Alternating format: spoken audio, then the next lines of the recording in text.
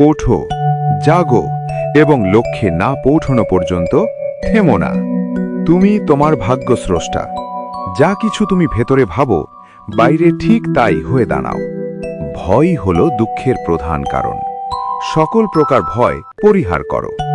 যেদিন তোমার সামনে কোনো সমস্যা আসবে না, সেদিন তুমি নিশ্চিত হতে পারো যে তুমি ভুল পথে চলছ। নিজের প্রতি বিশ্বাস রাখো। সেই বিশ্বাস না থাকলে তোমার ভেতরে শক্তি আসবে না। বিশ্বে যত মন্দ কাজ হচ্ছে তার বেশিরভাগই হয় ভীরুতা ও দুর্বলতার কারণে। মানুষের সেবা করাই ঈশ্বরের সেবা করা। প্রত্যেক কাজকে 3টি স্তর অতিক্রম করতে হয়: উপহাস, বিরোধিতা এবং শেষ পর্যন্ত স্বীকৃতি। শক্তিশালী হও, দুর্বলতা দূর করো। একটি ভাবনাকে গ্রহণ করো, সেই ভাবনাকে নিজের জীবন বানাও।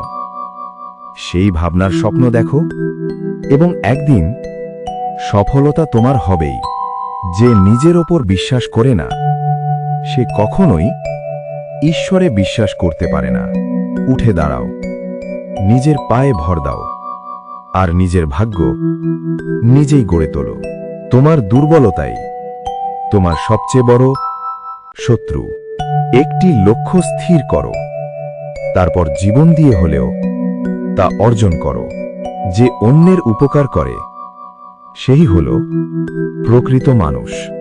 নিজেকে ছোট ভাবা হল সবচেয়ে বড় পাপ।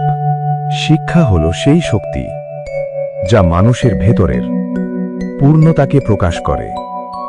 জীবনে ঝুঁকি নাও। জয়ী হলে নেতৃত্ব দেবে, হারলে পথ দেখাবে।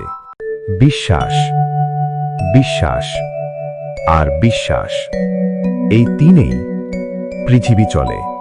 যতক্ষণ শরীরে প্রাণ আছে, ততক্ষণ লড়াই থামিও না, শক্ত হও। এটাই জীবনের প্রথম শিক্ষা।